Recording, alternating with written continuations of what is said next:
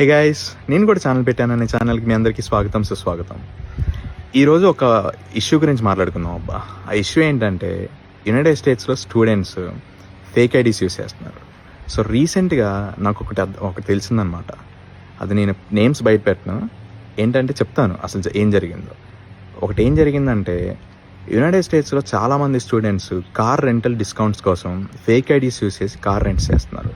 అలాగే రీసెంట్గా ఒకళ్ళు చేశారనమాట, నాకు తెలిసిన వాళ్ళు ఎలా చేశారంటే ఆ ఫేక్ ఐడి ఏంటంటే వాళ్ళ కంపెనీలో చేయట్లేదు, కానీ ఒక ఫేక్ ఐడి క్రియేట్ చేసుకున్నారు, కార్ రెంటల్ తీసుకున్నారు. అంతా బాగానే ఉంది అక్కడ వరకు. కార్ రెంటల్ వాళ్ళు ఏం క్రాస్ చెక్ చేయలేదు కంపెనీ త్రూ, జస్ట్ ఐడి చూశారు, కార్ రెంట్కి ఇచ్చేశారు. తర్వాత కార్ తీసుకొని ఎక్కడికో వెళ్ళిపోయారు టూర్. అంతా బాగానే ఉంది. వస్తున్నప్పుడు చిన్న యాక్సిడెంట్ చేశారు.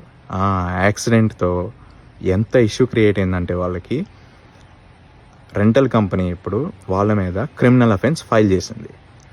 ఇప్పుడు వాళ్ళు ఎలాంటి క్రిమినల్ ఛార్జెస్ ఫేస్ చేస్తున్నారంటే ఫేక్ ఐడి అనేది చాలా పెద్ద criminal offence United states of అమెరికాలో.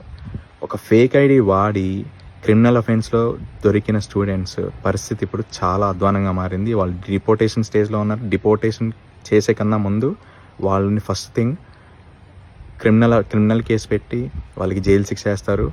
ఆ జైలు శిక్ష నుంచి బయటికి రావాలంటే యునైటెడ్ స్టేట్స్లో బాండ్ అనేది ఉంటుంది. ఆ బాండ్ ఫైల్ చేయాలంటే